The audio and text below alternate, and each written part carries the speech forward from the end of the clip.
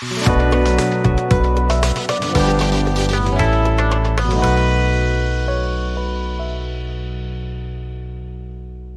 everyone to another episode of Around the Block Talk. Today we have with us Mr. Arul Prakash. He is the founder and CEO at Buk Technology. And very happy to have you here today with us, Arul, and looking forward to what you have to share with us. I'll hand it over to you. Great to be here. Thanks, Prateek. Thanks to the team to get me for this particular call and being able to share what my thoughts are on. Specifically, I intend to talk today about how blockchain is changing real world applications and what sort of a direction can new founders focusing on blockchain related areas, what sort of steps based on my own learning that they could also pick up. Very keen to hear any kind of contrarian views from anyone on comments wherever the video is being posted. Happy to address them as well.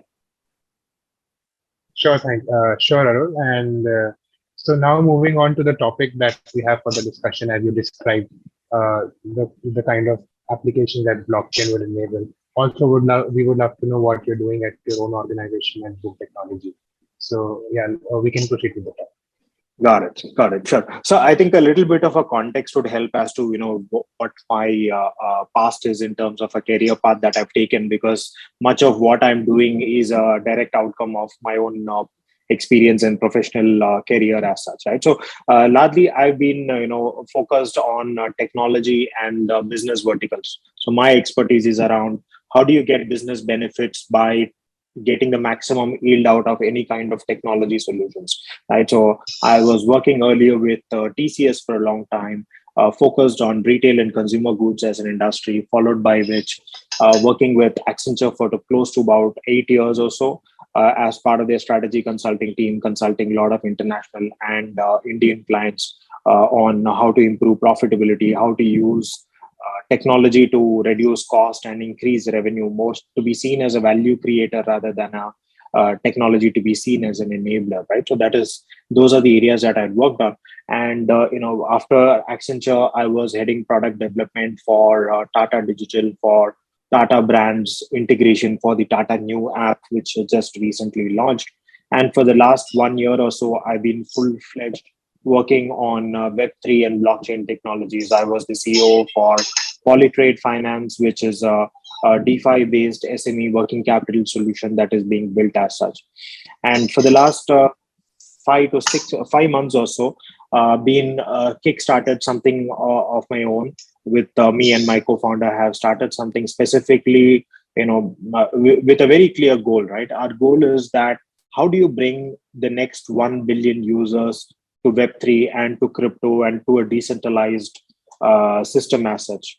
Frankly, the way that we see it, Web3 is just a technical terminology that we have called.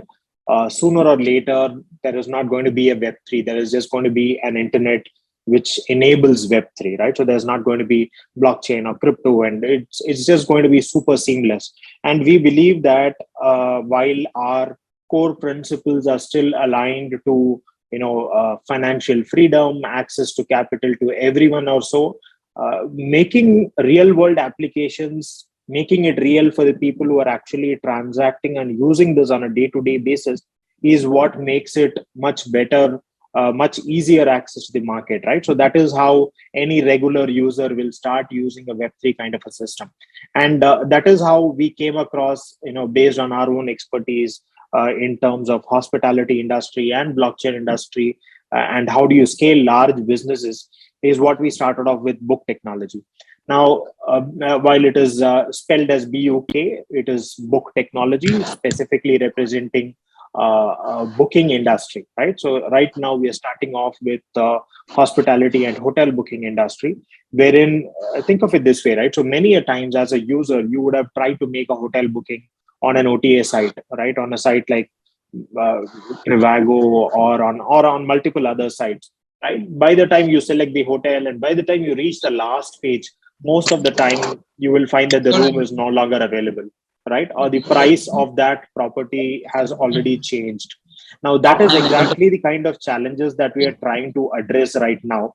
by creating a single source of truth for the entire hospitality industry in terms using a blockchain based system. So no longer does a user get a different view than a hotelier, than a travel agent or a tour operator. At any point in time, we using this strength of blockchain to provide a single view of what the status of that particular inventory is, and make sure that pricing and inventory information flows through very softly across the system.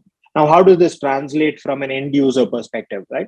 Think of it this way: the moment we are able to tokenize a hotel room booking, basically convert a room booking into a individual digital, having an individual digital identity which cannot be duplicated, which can only be held by the actual user of it, it creates a lot of opportunities. So for example, let's suppose I go to a website and I make my booking. I get a booking for say 25th December in Goa. I plan to go with my friends, right? So I booked a hotel for 25th booking, and I've got an NFT that corresponds to that booking as such. Now, come 20th, I come to know that my friends have ditched me. They don't want to go to the trip, right? And I probably have to cancel my trip at the last minute. Now, I have a booking of a hotel room in Goa for 25th, which I know is prime date. What do I have to do instead? I have to pay a cancellation fee to the hotel if I have to cancel and get the money back. The moment you have a tokenized representation of that booking, you will be able to resell this booking in an open market to someone else, and obviously and most probably at a higher price, right? So instead of you actually paying a cancellation fee wherein you were penalized, you could possibly make a profit by reselling it in an open market whenever there is a demand as such, right? And now this is the kind of B2C benefit that we're bringing.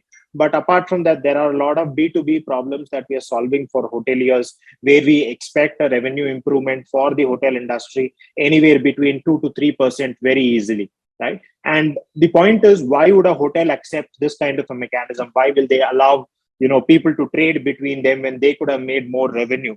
The point is that we are also giving a royalty back to the hotel as a commission whenever a secondary market trade happens. If I sell my room to Prateek, there's a 1% or a 2% based on what the hotel configures that goes back to the hotel as such. So this is a income that directly hits their bottom line. It's directly their profit, for which they did not have to spend any money as such, right? So it is a huge benefit for them, an additional revenue which actually hits their bottom line directly without any cost.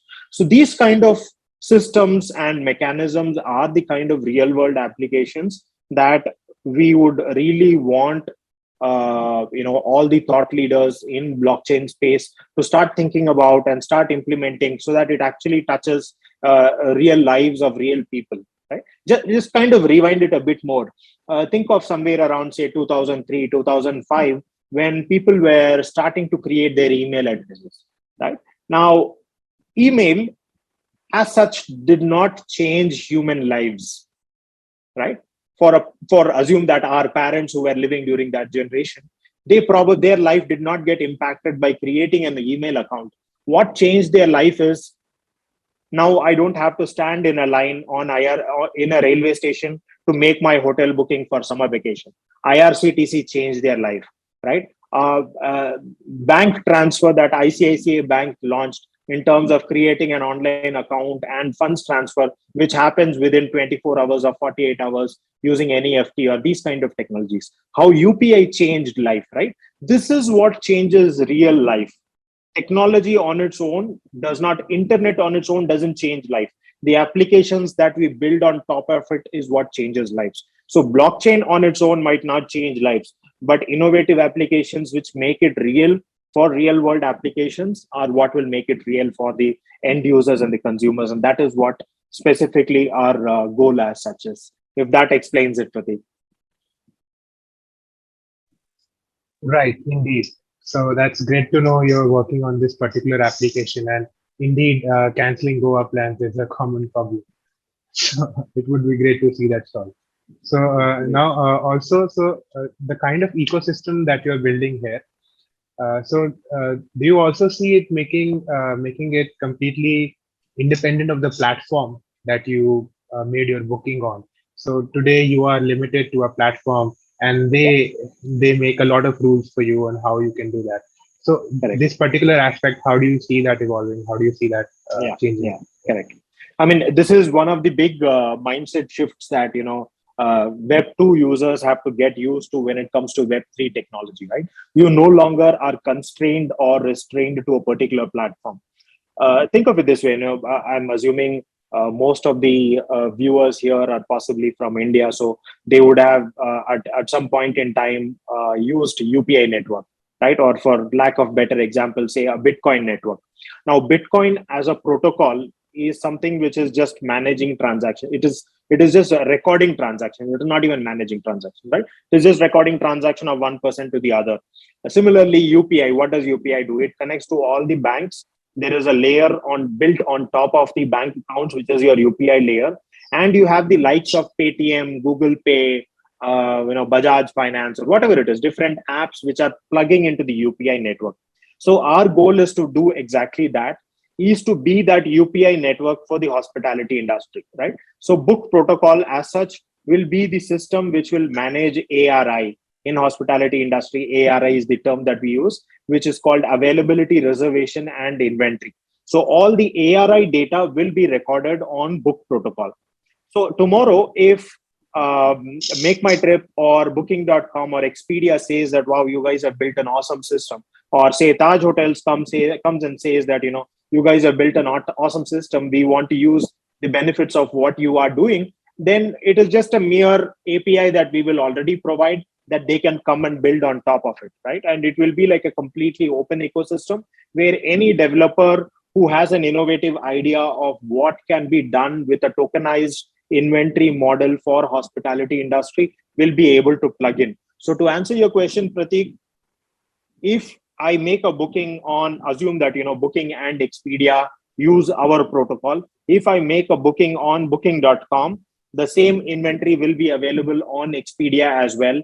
Booking user can actually resell it to a user who is in Expedia, right? So there will be seamless transfer of money, same way that a Google Pay user can actually send money to a Paytm wallet, right? Because it comes down to UPI and then goes out. Is the same way. The protocol will be in center. Any application can interact with anything else. That's how we're trying to build it. Right, indeed. So also, do you see it extending to the point where we have an open Airbnb sort, and where the transaction are completely peer-to-peer, and there's no platform involved? So do you see that happening? Correct. So our end goal is, I would say, more or less that, but we are taking a different approach, right? Now, Airbnb caters to a different set of audience on both sides. You have hosts and you have guests. These hosts are typical people like you and me who have a place that they can actually rent out, right? Our focus is on larger enterprises. We are looking at targeting any hotel which has 500 rooms or more, right? That is the kind of target segment that we are having, largely to make sure that the demand is much higher. When we start with an Airbnb kind of a setup, the number of people who use Airbnb are still at any point in time lesser than the number of people who use Booking.com or Expedia, right? People would still prefer going to a hotel rather than a Airbnb kind of a model. So right now we're building it from an enterprise focused perspective, where you can say that the hotel is getting closer to its actual guest with minimal intervention from the intermediaries. But we are also creating the ecosystem where the intermediaries can also play a role. So think of it this way: you have like a travel agent sitting in Delhi, or you have like likes of say Cox and Kings or Thomas Cook, Thomas Cook, who know which part of the world is on season, which part of the world is off season, at what point in time. Is there going to be a marriage happening in New Delhi in Rajouri Garden Market, right? Or is there a medical conference going to happen in Mumbai, which is going to get 1,500 people together? These are all spike events where hotel rooms run short, right? Or there is going to be a Justin Bieber concert going to happen where people from all over India are going to come to a single place, or all over the world are going to go to Dubai, or any such incident, right? Now, these people who are the intermediaries, who are travel agents, tour operators, they have the tacit knowledge, they have the network connectivity of understanding where the demand is coming from, at what point is demand going to get generated. So what they could essentially do is that buy this inventory upfront, right? They could say that let me buy 5 rooms. I bought it for $50. Now let me resell it at $80 after 30 days, right? Or if you don't want to sell it after 30 days, let me buy it at $80 and let me sell it at $85 within, say, 5 days of the announcement of that particular event as such. So we expect this whole secondary market to kick in, which already exists, right? Today, also a travel agent buys from a B2B wholesaler. He buys it from the likes of Sita and Cox and Kings and all these guys. There is a lot of trade that happens. But the hotelier who today is providing the inventory has two different challenges. He doesn't have visibility of who is actually trading his inventory, right? He doesn't know if it is being traded on Book My Show or is it being traded on lastminutedeals.com, right?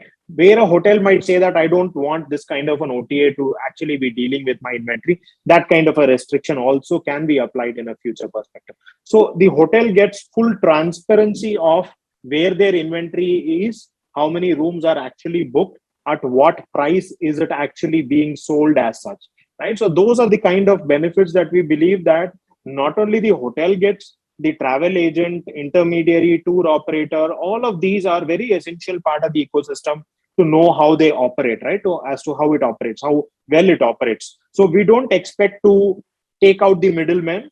We expect to empower them. At the same time, creating value for hotel, middlemen, and the guest overall.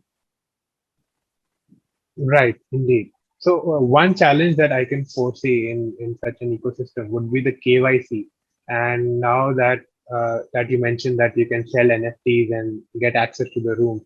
So in terms of regulation, what are the challenges and how can those be overcome? Yeah.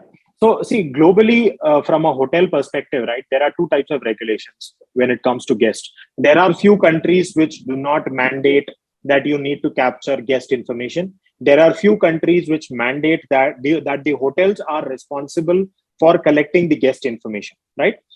Now, we are not saying that we are a KYC less system.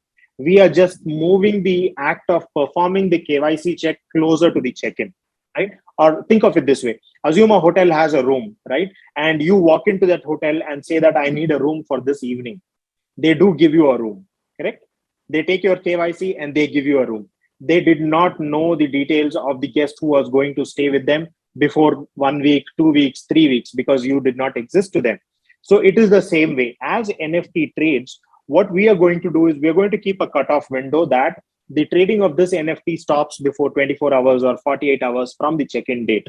And at that point, the guest can perform a pre-check-in.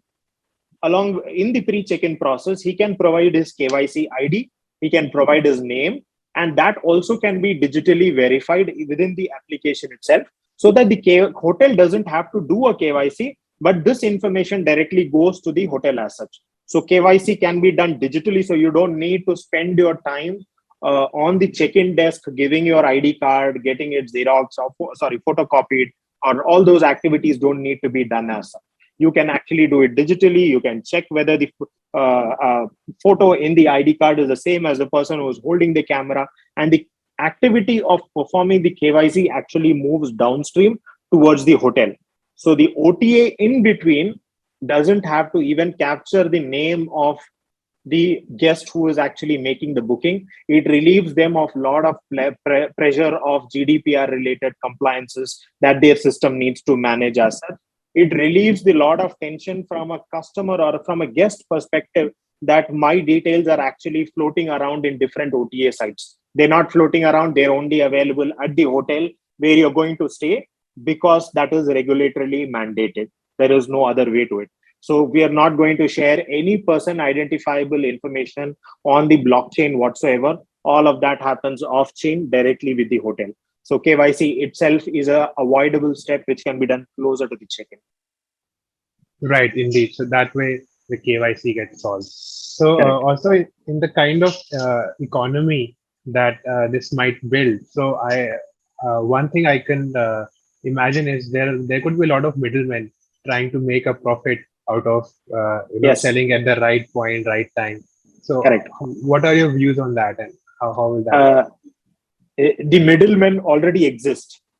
Right. As a user, we do not know that they exist. That is the only thing, right? So what is happening is that whenever a hotel say has 100 rooms, right, they do not sell all the 100 rooms on Make My Trip. They do not sell all the 100 rooms on say tajhotels.com. They do not do that. They split that inventory based on different time and different sales channels that they have. They say that 20 of these rooms goes to a wholesaler who buys it at a 40% discount. 30 of these rooms goes to say Infosys or IBM or my corporate sales as such. 20 goes to makemytrip.com, 20 goes to booking.com, 10 is on my own site, right? So that's how the inventory is actually distributed. Now, when the inventory that you actually sold to your B2B wholesaler, tour agent, travel operator, these guys, right? These are constantly being traded in a secondary market today. This already exists. It is not something new that we are creating. What we are doing is making it transparent. By making it transparent, hotels are able to control the pricing. They're able to also control the flow of inventory, right? Now, so the question usually people ask is, by increasing this trading, will the price of a hotel room actually increase? Right? It is like this. Think of agro commodity, right? People today trade wheat, rice, soya, corn. This is all traded in international exchanges. Do you say that the price of these actually increases? The market dynamics takes care of it, right? If there is a marriage date coming, yes, the price will increase. It already increases even today. If there is 25th December to 1st December, 21st January, yes, the price will increase. That's the market dynamics of it. So the supply demand will automatically take care of it. No middleman, no travel guy is going to buy this inventory and keep sitting on top of it without selling it, right? It is lost opportunity for him. He'll be losing money. So obviously he will also have to offload that inventory. So over time, we'll see that this demand supply on its own will start to balance as such. So price might spike up initially when the consumers are lesser, but as the number of guests and users increase, it will flatten out. It will be the same as any other site. Right. In fact, Indeed. So, yeah. think of it this way, right? So overall hospitality industry, hotel industry is a $1 trillion industry, right? And a $1 trillion industry is probably one of the largest industries which doesn't have a transparent secondary market, which doesn't have a mechanism of me being able to resell something, right? This is one of the largest markets. We are enabling that kind of a huge opportunity to this particular industry, which otherwise was not available at all. So the secondary market will become legitimized. Frankly, I would not be surprised if the likes of booking.com or Cox and Kings and tours and travel agents actually set up a trading desk, right? Where people are trading. They are not doing anything else but trading rooms, right? That's the size of this market, and that's what the potential is. Right, indeed. So the consumers today, they are already, buying from secondary markets only, and so Exactly. this will enable it, and this will make it more transparent. That is true. The blockchain, Correct. certainly.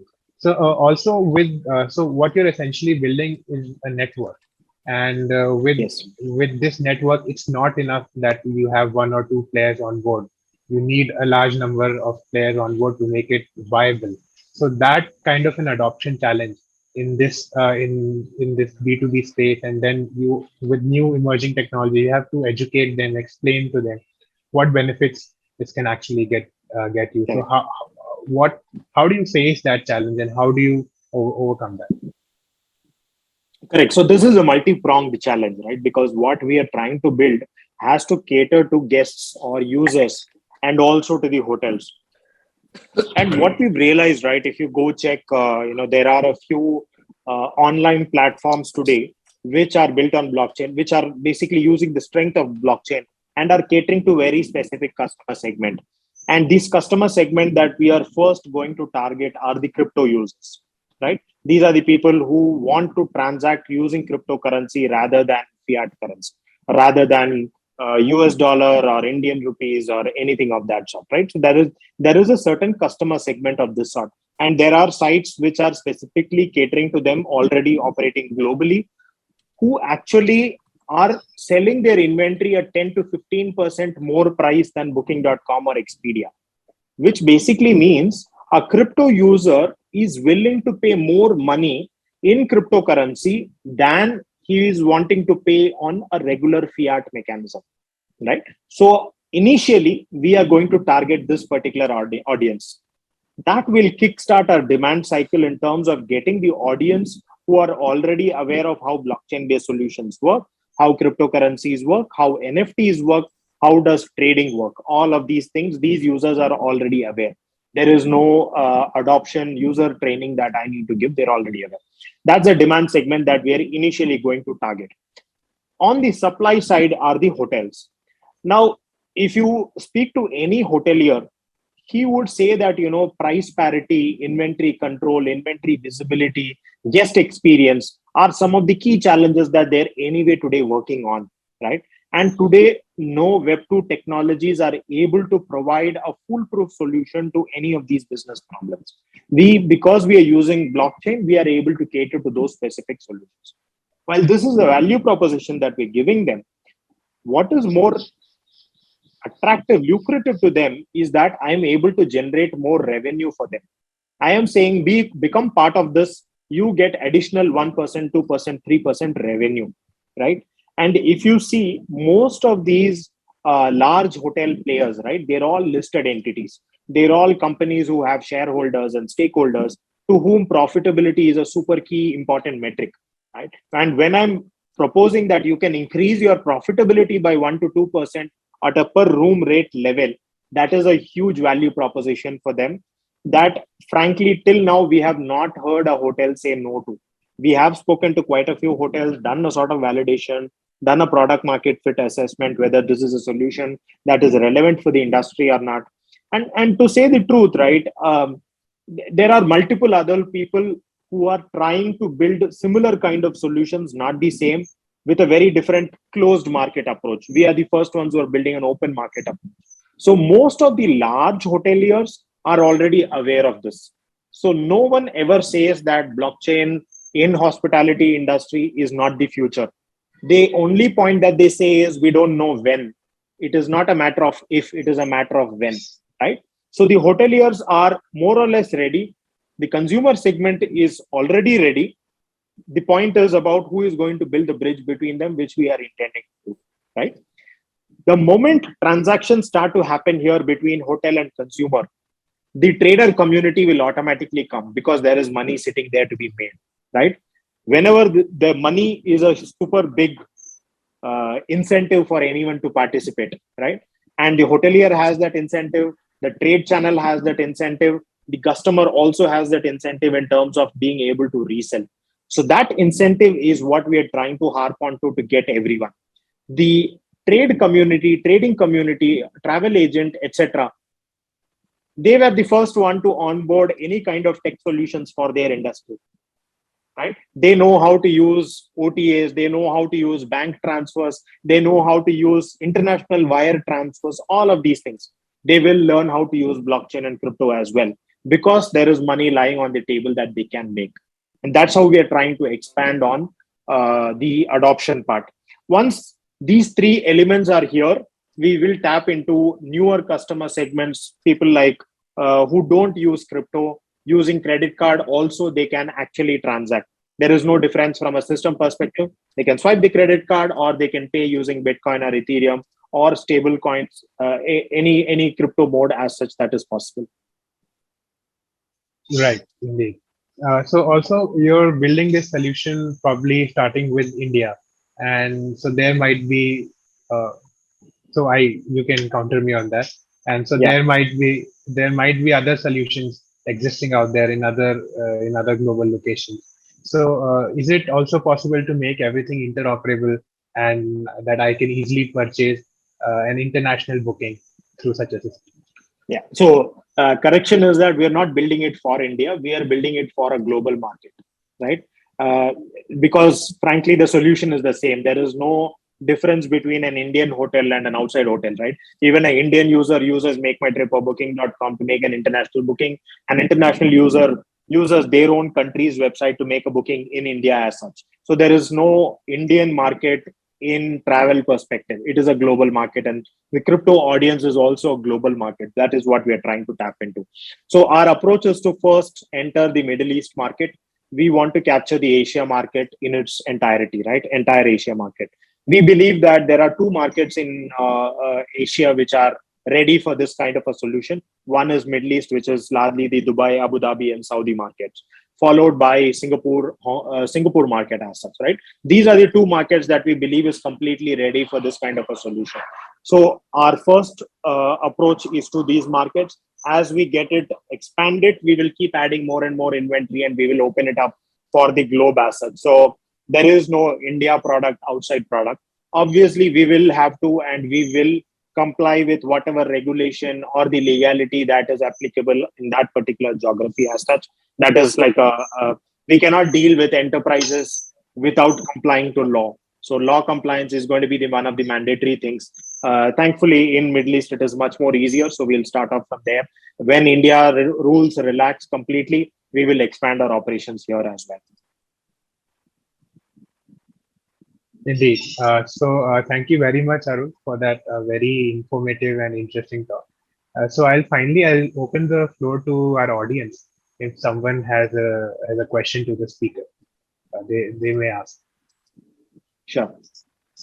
Yeah. So what would also be interesting, Prateek, is once you have posted this online, if you could share across all the links, right, of wherever it has been posted, be it YouTube or otherwise. I'm happy to take the questions on the comment section as well, and happy to respond it offline for sure. Sure, Arul. And so with that, thank you very much. And we'll close the talk today, and we'll let you know when this is out and with all the links. Awesome. Thank you. Thanks, Prateek. Great talking to you.